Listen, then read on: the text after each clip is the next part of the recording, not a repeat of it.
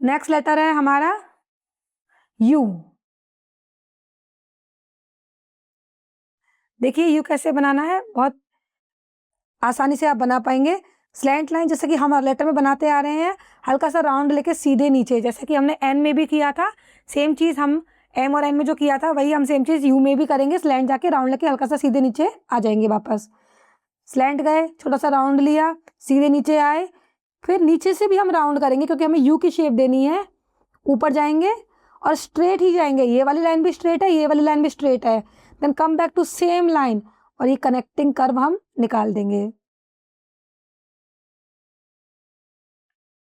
इसको बिना लूप के, बिना ऊपर कर्व किए बना सकते हैं। स्लैंट गए, सीधे नॉर्मल यू का शेप दिया और इस तरह से भी आप बना सकते हैं। ये भी कर्सिव का यू ही है और ये भी कर्सिव का यू है।